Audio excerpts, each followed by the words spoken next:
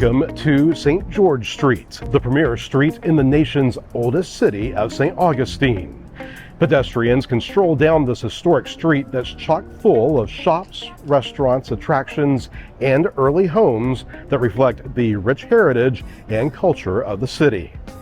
A major destination for first-time visitors, I want to take you down this street, show you some of my favorite stops, as well as a couple of hidden gems many folks miss or ignore.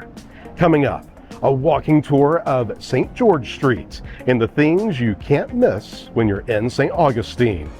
The Gallivanting starts now.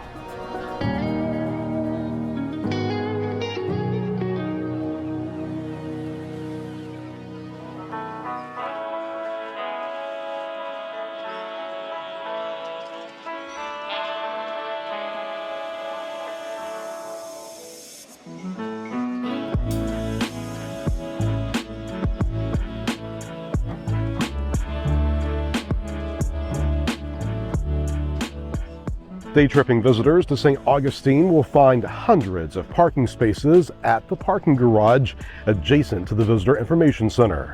Open 24 hours a day, 365 days a year, the garage is a convenient location for quick and easy parking.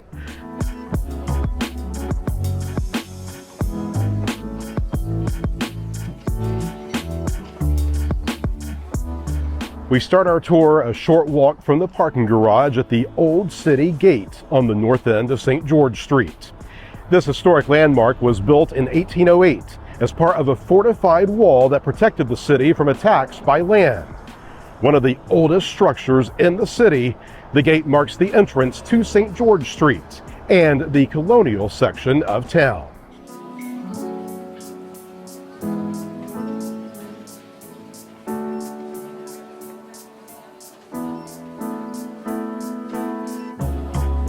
The first buildings you encounter on both the east and west sides of the street belong to the St. George Inn.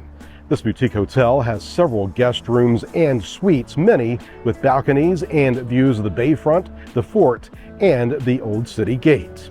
Learn more or book a room at their website.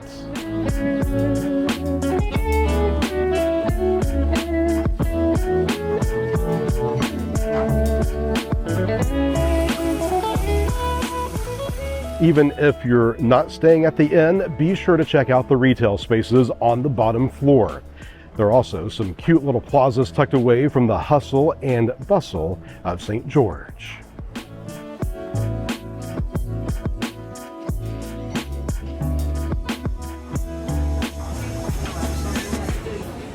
Made of bald cypress and red cedar logs is the oldest wooden schoolhouse, built sometime before 1716. Old textbooks, school supplies, and furniture from the era are on display inside. Meanwhile, the exterior is wrapped with a large chain to protect it from hurricanes.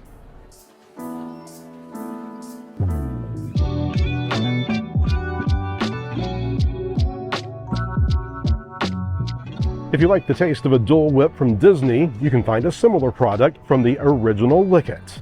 In addition to cool treats, they also serve up hot dogs and fish and chips.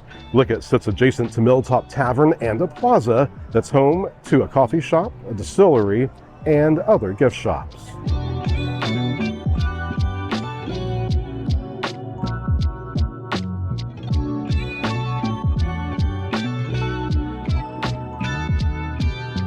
A good place to slow down and rest a spell is this courtyard that has some shade and places to sit.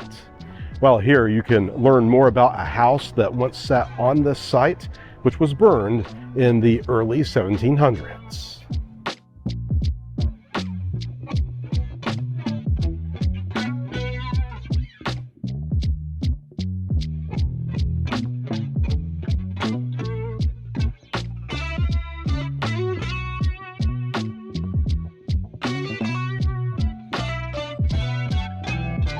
St. Augustine's Colonial Quarter is a living history museum where visitors can explore the early history of the city. There's a few restaurants on property along with Colonial Oak Music Park, where you can hear some really great music in the shade.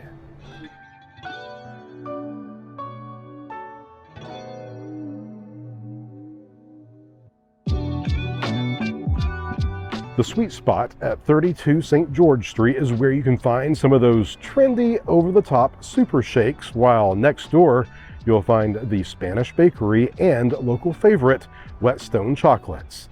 Fudge, truffles, gelato, and frozen bananas, all available under one roof.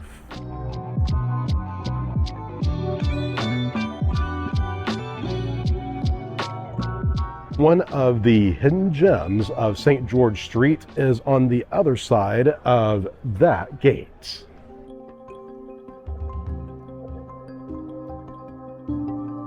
The St. Fodos Greek Orthodox National Shrine is located inside an 18th century house which served as a refuge for Greek settlers who escaped from British slavery down south in New Smyrna.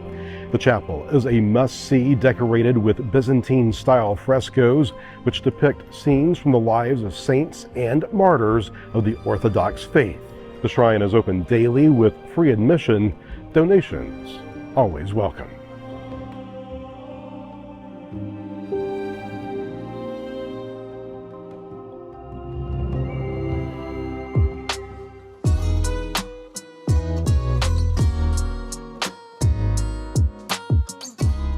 At 54 St. George, you'll find a business where you can order crepes or pretzels. It's up to you. A go-to when we're looking for a light snack, the Courtyard is a quiet respite from the noisy crowds, and the food is always on point.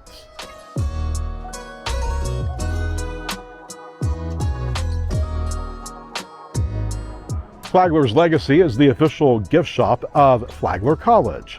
The shop offers a variety of items related to this private liberal arts institution, as well as souvenirs about Henry Flagler, the college's founder and one of the most prominent figures in Florida's history. You can find out more about touring the college as well as purchasing tickets at this location.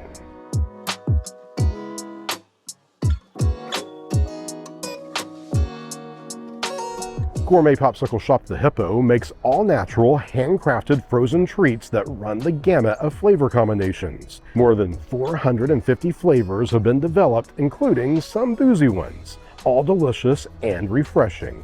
In the adjacent courtyard is Mustache, Merchant of Mancrafts, a small boutique that carries everything from classic grooming supplies to axes and knives and quality leather goods.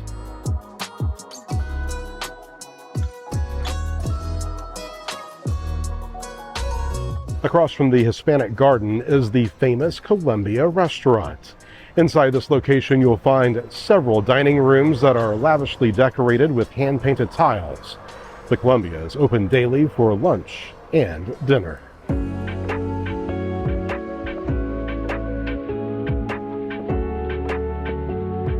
The Spanish Plaza is home to Mayday ice cream, where you can have a flight of different flavors, Stubbies, a shop dedicated to products related to bees and honey, and a couple of museums on the second floor.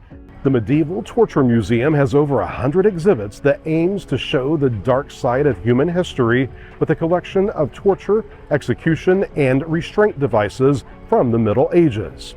Also upstairs is the Tiny Museum, a gallery that showcases micro-miniature art, tiny masterpieces usually placed in the eye of a needle, on a poppy seed, or on a cut of human hair.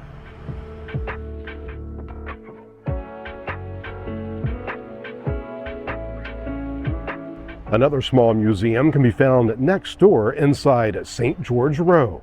The Corpelis Manuscript Museum is the smallest walk-in museum in the nation and showcases manuscripts that have a local significance.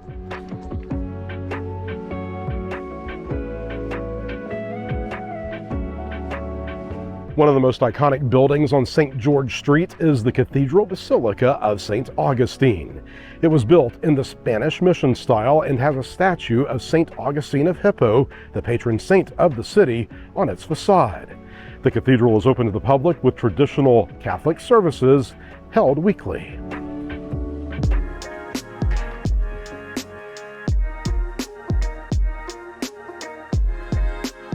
We end the tour across the street from the cathedral at the Plaza. Established by the Spanish in the late 1500s, the Plaza is the oldest public park in America and the heart of St. Augustine. It's home to the yearly tree lighting ceremony at the kickoff for the Nights of Lights holiday celebration.